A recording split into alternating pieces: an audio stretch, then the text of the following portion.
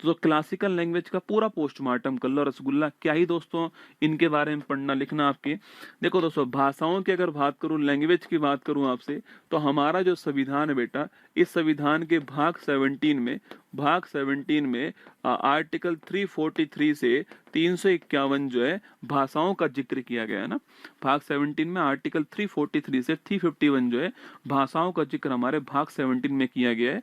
और यहाँ पर पूछूं आपसे, अगर हम अनुसूची की बात करें आपसे, तो हमारे यहाँ पर अनुसूची नंबर जो 8 है ना, अनुसूची नंबर जो 8 है, यहाँ पर मूल संविधान में 14 भाषाएं थी, लेकिन वर्तमान में 22 भाषाएं जो आपकी लिखी गई है। इसमें आप जानते हो 21वां संविधान संशोधन 1967 के द्वारा आपकी सिंधी भाषा को जोड़ा गया आपके। वहीं आपके 71वां संविधान संशोधन 1992 के द्वारा नेपाली, मणिपुर, कोंकणी को जोड़ा गया।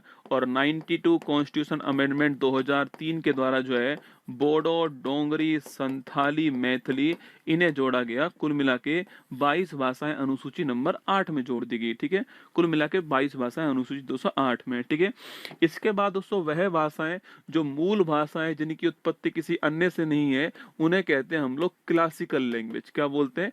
क्लासिकल लैंग्वेज कहते हैं। आपसे सवाल पूछे कि वर्तमान में हमारे पास कितनी क्लासिकल लैंग्वेज है, तो 11 वर्तमान में हमारे पास क्लासिकल दोस्तों लैंग्वेज है।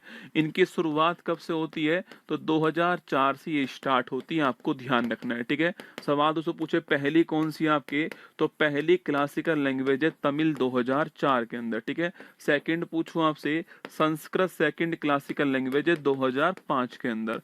थर्ड पूछे आपसे तो तमिल और दोस्तों आपके तेलुगु, तेलुगु और आपके कन्नड़ जो है, तेलुगु और कन्नड़ जो है, यह दोनों 2008 के अंदर जो है क्लासिकल लैंग्वेज दोस्तों बन के आती है। नंबर 5 देखना, मलयालम जो है आपके केरल के मलयालम जो है, यह 2013 में क्लासिकल लैंग्वेज बनती है। ठीक है, नंबर 6 पूछूं आपसे तो उड़िया दोस्तों लेटेस्ट थी है ना, उड़िया 2024 से पहले लेटेस्ट थी आपके 2014 में। ठीक है, लेकिन दोस्तों इसके बाद में 5 क्लासिकल लैंग्वेज और दोस्तों आती हैं आपके समझ।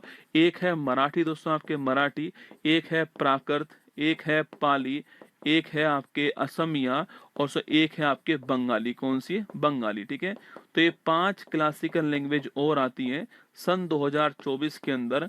और भारत के अंदर कुल मिला के 11 क्लासिकल लैंग्वेज हो जाती है। आपको वर्ष भी ध्यान रखना है, पेपर में सवाल वर्ष का भी पूछ सकता है। सवाल पूछ रहा है अक्टूबर 24 में भारत की क्लासिकल लैंग्वेज का दर्जा किसको प्राप्त हुआ है दोस्तों? मलयालम, उड़िया, प्राकृत, असमिया, बंगाली। सो मलयालम तो पहले से ही है, मराठी, पाली, प्राकृत, असमिया, बंगाली, ये 5 है ना। तो Marathi, Pali, Prakrit, Asamiya, Bangali, option number B 5 है। बाकी तो मराठी, उड़िया, प्राकृत, असमिया दोस्तों आपके, असमिया, उड़िया पहले आ चुकी है और मलयालम पहले आ चुकी है ना, तो ऑप्शन नंबर बी आंसर है। बाकी मैंने सारी जानकारी आपको यहाँ पर जो है